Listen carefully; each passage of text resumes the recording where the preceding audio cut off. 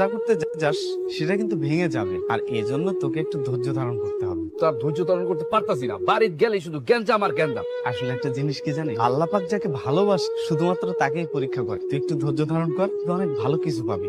সবকিছু ঠিক হয়ে যাবে দোস্ত। আলহামদুলিল্লাহ, কথা পেয়া মনটা হালকা হয়ে গেল। আমি তো সবাই নিয়ে মানে একসাথে সুখেই থাকতে চাই, আলাদা হইতে চাই না। ওই এদিকে আতা কি ওষুধ। তুই আবার আমার স্বামীর টাকা নষ্ট করে ওষুধ কিনছস? আমি আমি সুজনের টাকায় ওষুধ কিনি নাই।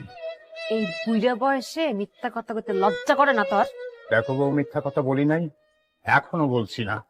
তো চাপার দাঁত পালাই দিব। মিথ্যা কথা বলি, আমার মেয়ের বাড়িতে থাকোস, আমার মেয়েটা গপ গপ করে খাস, আবার আমার মেয়ের মুখে মুখে তর্ক করো। দেখেন জ্ঞান সাহেব, এই বাড়িটা কিন্তু এখনো আমার নামে আছে, আর আমি আমার ছেলের কামাই খাই, আপনার মেয়ের কামাই খাই না। তুই আমার কামাই খাস না তো কার কামাই খাস? আমার স্বামীর টাকা আমার না তো কি তোর?